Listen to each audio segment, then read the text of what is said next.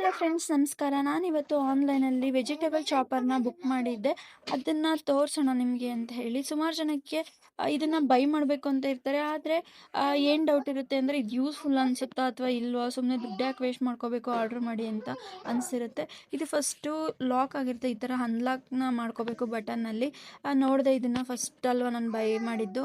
ಯಾವ ರೀತಿ ಅದನ್ನು ಫಿಕ್ಸ್ ಮಾಡ್ಕೊಬೇಕು ಏನು ಅಂತ ಎಲ್ಲ ನೀಟಾಗಿ ನೋಡಿಕೊಂಡು ನೀಟಾಗಿ ವಾಶ್ ಮಾಡ್ಕೊಂಡು ಬಂದೆ.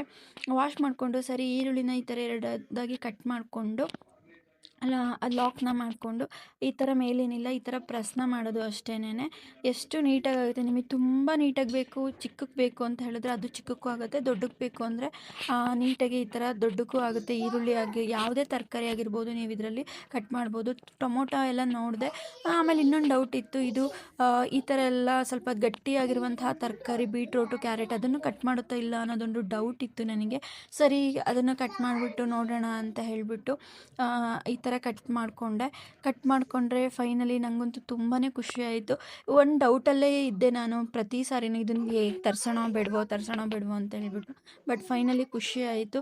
ತುಂಬಾ ಚೆನ್ನಾಗಿದೆ ಈ ಥರ ಪ್ರಾಡಕ್ಟ್. ನೀವು ತರಿಸಿ ಎಮರ್ಜೆನ್ಸಿ ಅಂದಾಗ ತರಕಾರಿ ಕಟ್ ಮಾಡ್ಕೊಳ್ಳೋಕ್ಕೆ ಟೈಮ್ ಇಲ್ಲ ಅಂದಾಗ ಆರಾಮಾಗಿ ಇದರಲ್ಲಿ ನಾವು ಚಾಪ್ನ ಮಾಡ್ಕೊಬೋದು. ಯೂಸ್ಫುಲ್ ಪ್ರಾಡಕ್ಟ್ ಅನ್ನಿಸ್ತು. Thank you so much.